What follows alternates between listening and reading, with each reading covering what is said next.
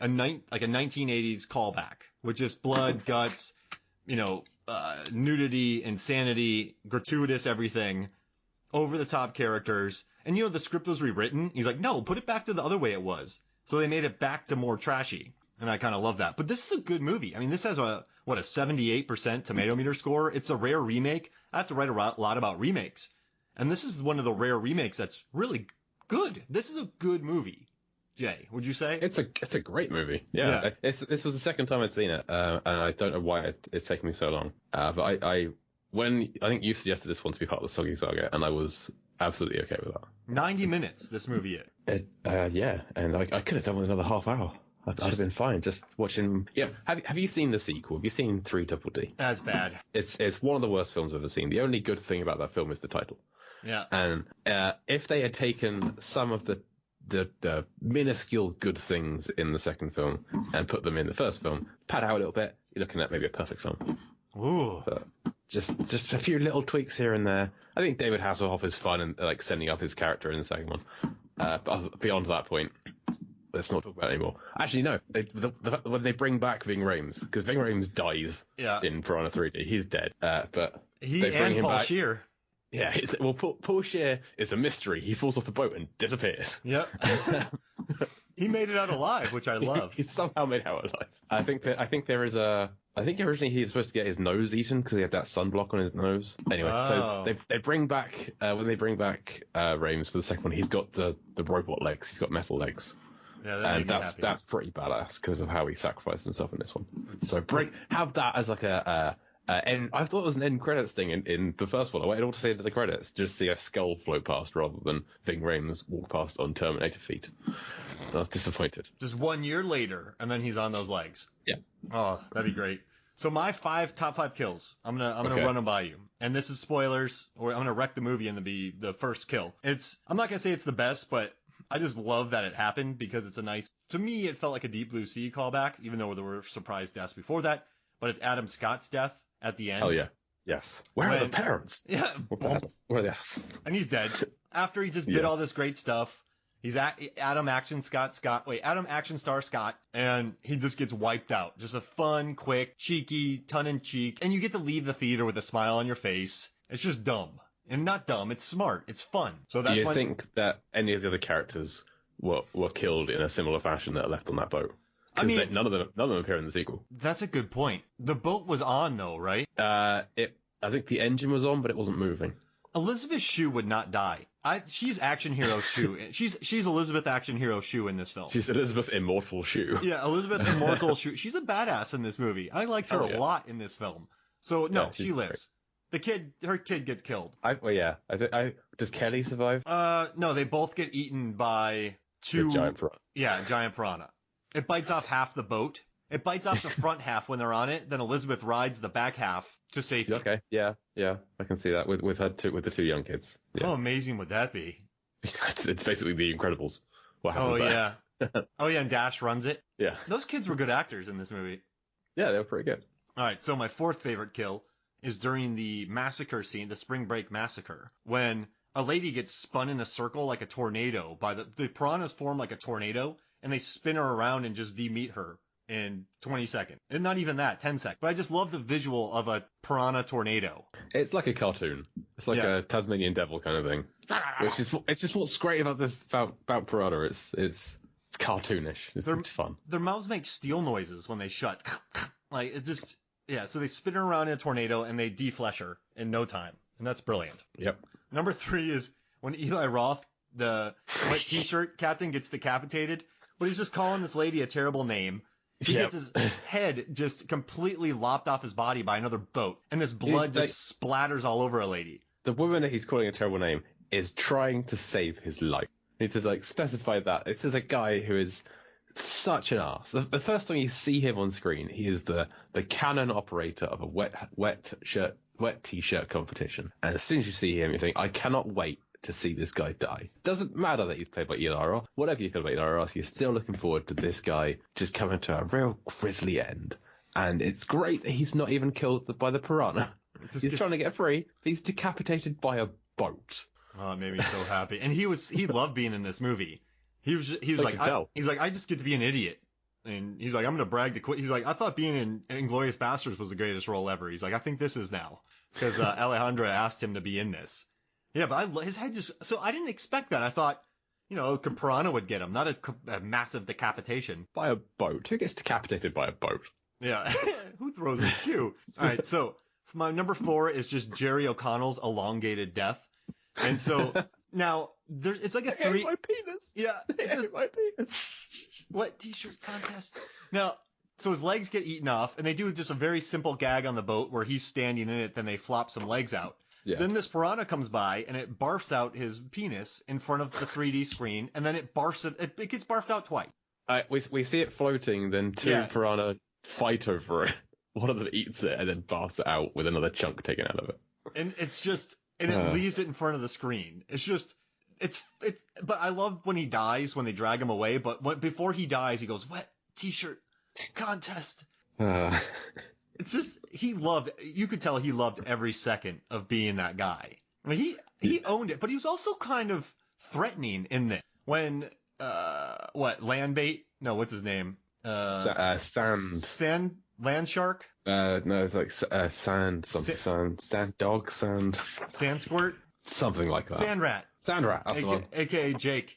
But when Jake's like, hey man, she doesn't want any Jello shots. She said no. And then he just walks up to him and he gets kind of scary. Yeah, he's essentially the villain for that storyline. Like with these kind of films, it's easy to say that the piranha are the villains, but they're just animals. They're just doing what they want to do.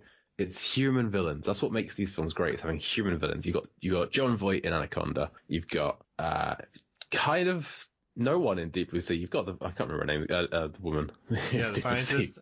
The British scientist. Yeah. And in Jurassic Park, you've got Nedry. In this one, you've got Jerry O'Connell and you've got Todd. You gotta have human villains. You gotta have them. I just thought he was so. I don't know. I just love. But I'm trying to find the line he says here. Let's see. There's a line. Let's see. Gratitude is the right attitude. Yeah. But he's all coked up. He's absolutely lecherous. But then he has this flair temper to him. And listen, I'm not saying it's a super nuanced performance, but there's layers to it. Like he's super charming, but then he has a massive attitude because he's so entitled. And then there's a little bit of fear in him too. So I don't know. I just thought that was pretty cool. Yeah, he's got the smarminess that you need to be in the role that he's got. Be this kind of Girls Gone Wild style TV producer director. He's exactly what you'd expect that character to be. And that Girls Gone Wild guy wrote a letter about it saying, I want a disclaimer. They're saying this is me. Jerry O'Connell's going around saying this is me. And Jerry O'Connell is like, it is you.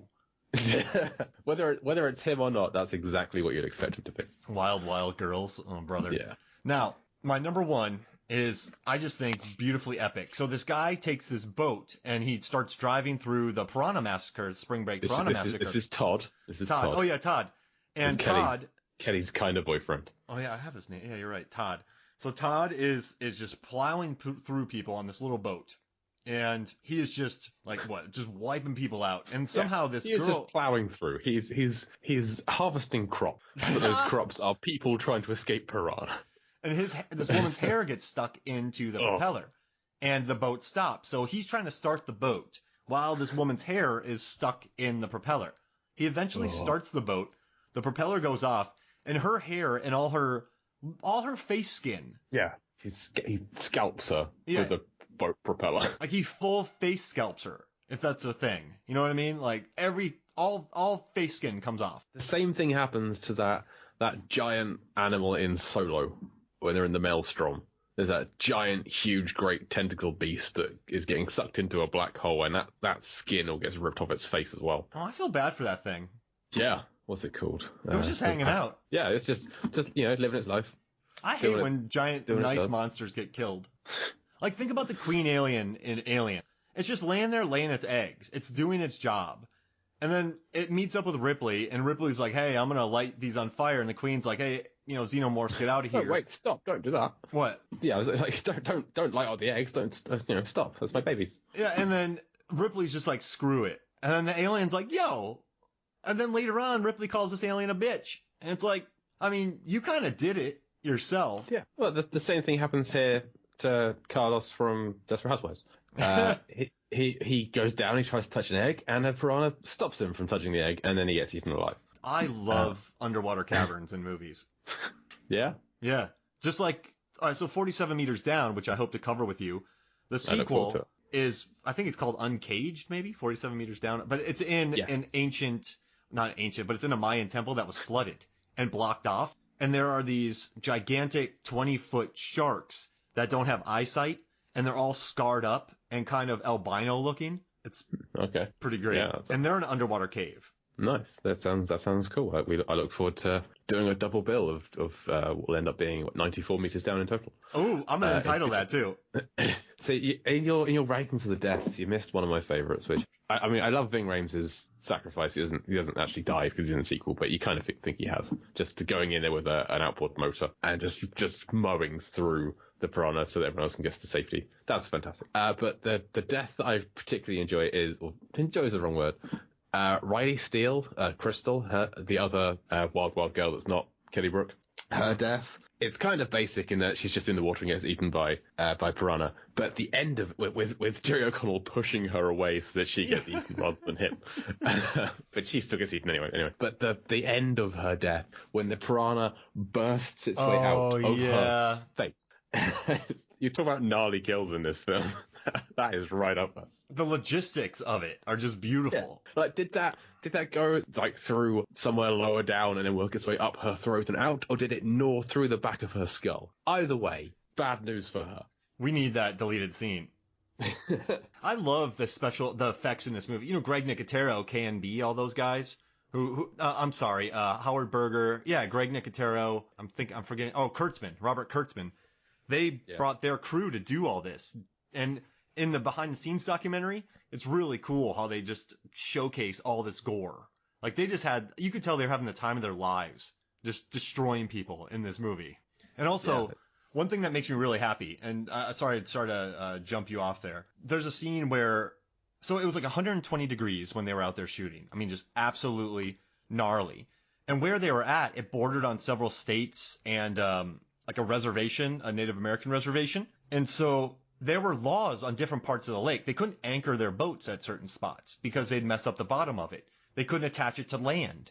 They couldn't, they couldn't be next to the shore. So in this movie, they had to figure out ways to clamp boats together and then build rigs. So at the end, when they're going across the rope, they couldn't anchor. So they had to tie the two boats together by a massive underwater rig that kept it from anchoring. So like this movie went through all these really like big production troubles, and Adam Scott, he's like, listen, it's been 120, it's been miserable. He's like, I can see why Waterworld and Jaws have like spun out of control. But then he goes, the fact that this movie is on schedule and on budget, he's like, says wonderful things about the people who made it. And I think that is a perfect thing to say about Aja, because I love Hills Have Eyes. I love High Tension. I think Crawl's one of my favorite 2019 movies. This guy, he knows what he's doing. I don't know. I like that about, so you're watching this movie and it's just a very good, guilty pleasure. Yeah. Like just an expertly made gore fest. Yeah. I mean, there are some tweaks I would like to make to it, but yeah, I feel like as a film, it's trying to make fun of the kind of people who would go to or who would buy the Girls Gone Wild videos, or who would be in them, and especially the kind of the fratty boys, the kind of the douchebags who would go and enjoy like whoa tits, yeah, that kind of thing. But then it's making fun of them. But then also there is a prolonged sequence that is just Kelly Brook and Riley Steele swimming underwater naked. Yep. And the camera lingers on them, and it's in slow motion, and I kind of feel like it's having its cake and eating it too. I had forgotten that scene was in there. I mentioned to a couple of friends of mine, like, I'm doing a podcast on Piranha 3D, and they're like, oh yeah, Kelly Brook, yeah. And I was like, I've got to go and buy it because I couldn't find my copy. And it's on Blu-ray, it's £1. I'll go and buy it for £1. They're like, oh, you perv. Oh, you perv, you're going to go on my Piranha. Oh, yeah. And I couldn't work out why they were saying that. And then I watched it and goes, oh, I blocked that scene entirely from my memory. I forgot that happened. Oh, that's interesting. So you're saying it's kind of making fun of the spring break scene, but then it also doing it. Is having extreme, like, I mean, this, like, under the term gratuitous nudity, there's this movie. Mm-hmm. I mean, that's like a 3 minutes. I mean, at least they have classical music. Right, but it still doesn't take